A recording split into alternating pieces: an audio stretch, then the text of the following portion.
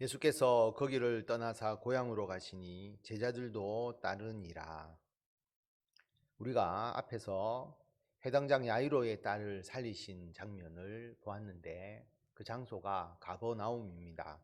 그래서 예수님께서 가버나움을 떠나서 자신의 고향, 예수님께서 태어나신 곳은 아니지만 예수님께서 자라신 나사렛으로 가십니다. 제자들도 함께 그곳으로 갑니다. 예수님께서 혼자서 쉬러 가신 것이 아니라 여기도 같이 예수 그리스도의 복음을 전하기 위해서 제자들과 함께 가셨음을 알 수가 있습니다. 안식일이 되어 회당에서 가르치시니 많은 사람이 듣고 놀라 이르되 이 사람이 어디서 이런 것을 얻었느냐? 이 사람이 받은 지혜와 그 손으로 이루어지는 이런 권능이 어찌 됨이냐? 예수님께서 안식일에 고향 나사렛의 회당에서 사람들을 가르치셨습니다. 그러니까 사람들이 그 예수님의 말씀을 듣고 깜짝 놀랍니다. 예수님의 지혜와 그리고 예수님의 그 권능을 보고 놀랄 수밖에 없었다라고 하는 것입니다. 가르침이 탁월하고 예수님께서 행하시는 그 기적과 치유의 역사가 너무나 놀라운 것이죠.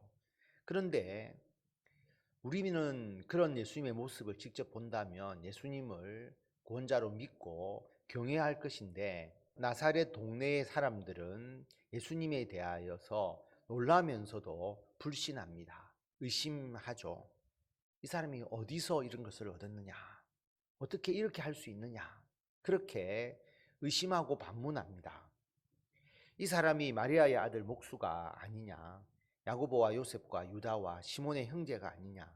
그 누이들이 우리와 함께 여기 있지 아니하냐고 예수를 배척한지라. 유대인들은 여인의 아들로 사람을 묘사하지 않죠. 우리가 성경에 봐도 그렇지 대부분 아버지의 아들로 묘사를 합니다. 그런데 마리아의 아들이라고 표현한 것은 사실상 비웃음의 표현, 경멸의 표현이라고 볼 수가 있습니다. 요셉의 아들이라고 칭해줘야 되는데 그렇지 않다라고 하는 것은 마리아의 아들, 어떻게 보면 사생아처럼 표현하는 그런 표현이 이 마리아의 아들이라는 것이고요. 그리고 이 사람의 직업은 목수가 아니냐. 예수님께서 자라시면서 목수의 역할을 하셨음을 알 수가 있죠. 마리아의 아들 목수인데 어떻게 이렇게 가르치고 이런 권능을 행할 수 있느냐. 그렇게 말하는 것입니다. 그리고 그 형제들의 이름을 다 대죠. 야고보, 요셉, 유다, 시몬. 예수님 이후에 마리아에게서 태어난 자식들입니다. 자식들이 있는데 우리가 예수님께서 거온 그 모든 과정을 알고 있는데 어떻게 예수가 가르치는 말 그리고 예수가 행하는 이 권능을 믿을 수 있겠느냐 그렇게 생각하는 것이죠. 그래서 예수님을 배척하게 됩니다. 예수님을 믿지 않게 되는 것이죠. 4절에 보면 예수께서 그들에게 이르시되 선지자가 자기 고향과 자기 친척과 자기 집 외에서는 존경을 받지 못함이 없느니라 하시며, 다시 말하면 선지자는 고향과 친척과 집에서는 존경을 받지 못하고 그 외의 장소에서는 모두가 존경을 받는다라고 하는 이 이야기를 하시면서 예수님을 인정하지 않는, 메시아로 인정하지 않는, 하나님의 아들로 인정하지 않는 고향 이 사람들에게 예수님께서 그들에게 책망하시는 말씀을 하십니다. 그리고 거기서는 아무 권능도 행하실 수 없어 다만 소수의 병자에게 안수하여 고치실 뿐이었고 그들이 믿지 않음을 이상히 여기셨더라. 믿지 않으니까 예수님께서 그들에게 아무런 권능을 행하지 아니하셨다라고 하는 것입니다. 이 말을 오해해서 예수님께서 권능을 행하고 싶었는데 권능이 행해지지 않더라 그런 의미가 아니죠. 여러분, 예수님은 아무나 다 그들을 치유하시고 고치신 것이 아닙니다. 성경을 보면 너의 믿음대로 될지어다 라고 말씀을 하시는 것을 우리가 보게 되죠. 예수님이 치유와 회복의 역사, 예수님의 기적의 역사는 예수님을 과시하기 위한 것이 아닙니다. 그 사람의 믿음을 일깨워주고 예수님을 믿고 구원받기 위해서 예수님께서 그들에게 행하시는 기적이죠. 자, 그들이 예수님을 인정하지 않고 예수님을 믿지 않는데 그들 앞에서 큰 권능을 행한다고 해도 그들의 믿음이 예수님께로 돌아오지 않는다라고 하는 것을 예수님께서 아신 것이죠. 거기서 행하는 권능은 예수님을 과시하는 것에 그치게 돼 버리는 겁니다. 그래서 사람들의 믿음에 따라서 능력을 행하고 믿음 없고 바리새인들이나 또 서기관들이 우리들에게 표적을 보여주십시오. 그러면 당신을 믿겠습니다. 그런 자들 앞에서도 예수님은 요나의 표적 외에는 너희들에게 내가 보여줄 표적이 없다. 예수님의 그 십자가의 죽음과 부활만을 예수님의 유일한 기적으로 언급하신 예수님이지 않습니까? 행하실 수 있지만 그들에게 보여주지 않습니다. 믿음이 없는 자에게는.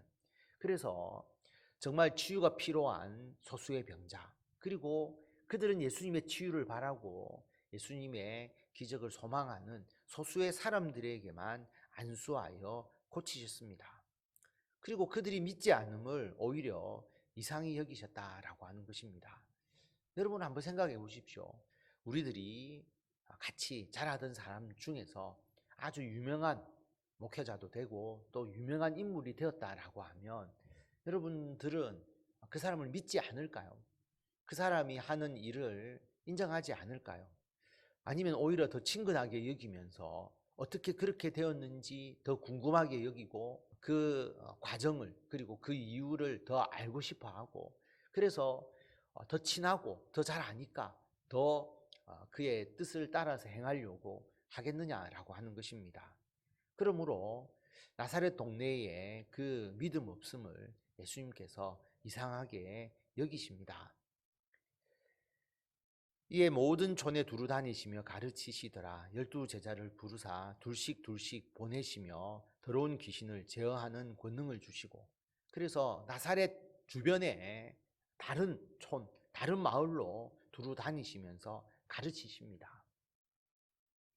그들에게 억지로 강압적으로 주의 복음을 전하는 것이 아니라 예수님을 믿지 않는 자들에게, 그리고 완악하여서 예수님을 거부하는 자들은 예수님께서 떠나셔서 다른 마을에 가서 복음을 전하시는 것을 우리가 보게 됩니다. 그리고 예수님과 제자들이 다 같이 복음을 전하다가 이제 복음을 좀 더 효과적으로 전하기 위해서 예수님의 12 제자를 파송합니다. 둘씩 보내시죠. 그래서 6개 마을로 예수님의 제자들을 보냅니다. 보낼 때에 더러운 귀신을 제어하는 권능을 주십니다. 귀신을 쫓는 것에 그치지 않고, 여러분 복음을 전하려면 사탄의 세력을 우리가 이기는 담대함이 있어야 되잖아요.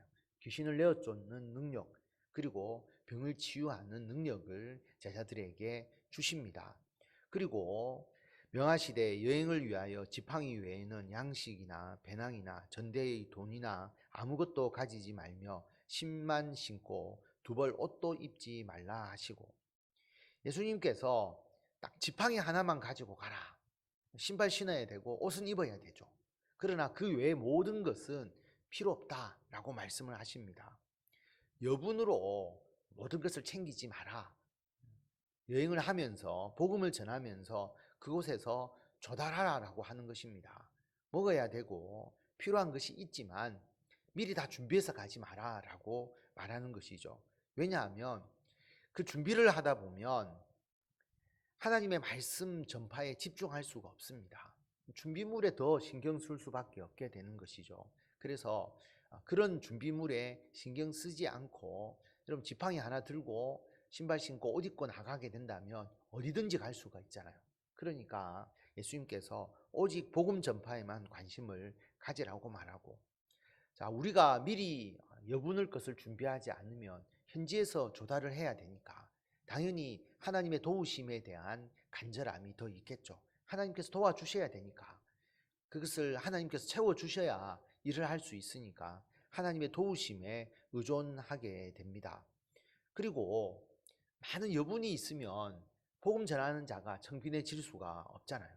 그래서 청빈함을 가질 수 있도록, 그래야 복음 전하는 자로서의 역할에 집중할 수 있으니까 그렇게 해 주신다라고 하는 것입니다. 또 이르시되 어디서든지 누구의 집에 들어가거든 그곳을 떠나기까지 거기 유하라. 마을에 들어가서 어느 집에 들어갔습니다. 그러면 그 마을을 떠날 때까지 거처를 옮겨서는 안 된다라는 것이죠. 왜냐하면 그 사람이 나가라 하면 어쩔 수 없겠지만 그렇지 않는데 내가 이 집을 떠나서 다른 집을 갔다라고 생각하면 어떤 경우겠습니까? 그 집이 마음에 들지 않는 거죠. 그 집의 대접이 시원찮은 겁니다. 마음에 들지 않는 거죠. 그래서 다른 집으로 옮겨가서 거하게 되면 그러면 먼저 있었던 집은 어떻게 되겠습니까? 자기가 성심껏 이 제자들을 복음 전파자를 모셨음에도 불구하고 불편하다든지 부족한 것 때문에 다른 더 좋은 집으로 간다면 굉장히 마음이 상할 것입니다. 그리고 그렇게 하게 했다면 자신이 거하는 집에 굉장히 신경을 썼겠죠. 그래서 더 좋은 집을 찾고 또 거기서 옮겨서 유하려고 하는 그런 마음이 있었을 것인데 예수님은 어디서든지 너희들이 누구의 집에 들어가든지 그곳을 떠나기까지는 그곳에 있어라 라고 그렇게 말합니다. 그래서 그 사람들의 마음을 배려하고 집에 신경 쓰지 않도록 자기가 유하는 곳에 신경 쓰지 않도록 하는 주님의 뜻이 여기에 있습니다. 어느 곳에든지 너희를 영접하지 아니하고 너희 말을 듣지도 아니하거든 거기서 나갈 때에 발 아래 먼지를 떨어버려 그들에게 증거를 삼으라 하시니 영접하지 않는 자가 있겠죠. 예수님도 영접하지 않는데 제자들을 영접하지 않고 제자들의 말을 듣지 않을 경우에는 그들과 부딪히는 게 아닙니다. 떠나는 겁니다. 그리고 발 아래 먼지를 떨어버리라. 이것은 유대인들이 이방인의 땅에 있다가 자기 땅으로 돌아올 때에 그 이방인의 모든 부정한 것을 털어낸다는 의미로 옷에 있는 먼지도 털고 신발도 다 흙을 털고 그렇게 들어오는 풍습처럼 발 아래 먼지를 떨어버린다는 것은 그들과 단절하는 것을 의미합니다. 단절해 버려라 라고 하는 의미고요. 단절한다는 것은 그들이 구원받지 못한다는 의미가 있잖아요. 그래서 하나님의 심판이 그들에게 임하는 거죠. 그 의미를 상징적으로 보여주는 겁니다. 그래서 그들에게 증거를 삼으라 라고 그렇게 말합니다. 제자들이 나가서 회개하라 전파하고 많은 귀신을 쫓아내며 많은 병자에게 기름을 발라 고치더라. 회개하라 라고 하는 것 굉장히 중요한 포인트죠. 예수님께로 돌아와야 하는 것입니다. 그리고 그것을 위해서 귀신을 쫓아내고 병자에게 기름을 발라 고치더라. 기름을 바른다는 것은 치료의 행위가 포함된 겁니다. 기도를 통해서 고치기도 하지만 기름을 바르면서 기도하고 그리고 그 병자들을 고치는 일들을 제자들이 행하면서 주의 복음을 전합니다. 오늘 말씀을 통해서 예수님에 대해서 우리가 어떻게 생각하느냐. 예수님이 인간으로 이 땅에 오셨잖아요. 그러므로 예수님에게 인간의 모습이 있고 인간의 풍습과 그리고 습성과 인간으로서 행하는 일들이 있습니다. 그것을 보면서 예수는 인간에 불과한데 무슨 신이라고 믿느냐 그렇게 생각하는 사람들이 있죠.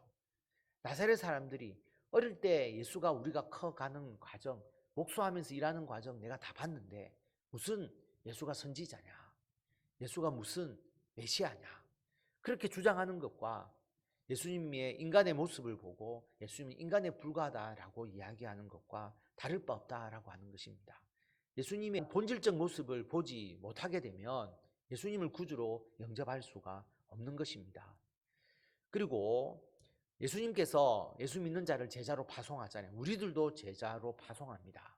그런데 우리가 삶의 현장 속에서 예수 그리스도를 전하고 또 주님의 일을 행할 때에 우리들의 소유의 문제에 너무나 많이 집착하게 되면 거기에 몰입되어서 주님의 일에 대한 마음도 없고 주님의 일에 대해서 전혀 신경 쓸 수가 없게 되는 것이죠. 그래서 복음에 집중하라고 주님께서 우리들에게 말씀합니다. 복음에 집중하고 하나님의 나라와 하나님의 의를 먼저 구하면 그 외에 그에게 필요한 모든 것을 주님께서 더해 주신다. 그래서 그것이 필요 없다는 게 아니잖아요. 제자들에게도 마을에서 다 모든 것을 공급하게 해주셨지만 그것이 우선이 아니라 복음 전파가 우선이다. 그러면 예수님께서 그 모든 것을 공급해 줄 것이다 라고 그렇게 말씀을 하신 겁니다. 그래서 우리가 예수 그리스도의 복음을 전하는 데 집중하고 그 집중할 때에 주님께서 우리들이 필요한 모든 것을 공급해 주신다는 믿음으로 나아가시고 예수 그리스도 그 본질적인 존재, 하나님의 아들, 신이시고 창조주이신 예수 그리스도, 그리고 인간으로 이 땅에 오신 예수 그리스도, 이 땅에 살 때 우리들과 똑같이 평범하게 정말 인간으로서 이 땅에 사시면서 우리를 위하여 십자가에서 우리들의 죄를 대속해 주신 예수 그리스도를 믿고 예수님을 전파하면서 살아가시는 성도 여러분들이 다 되시기를 바랍니다.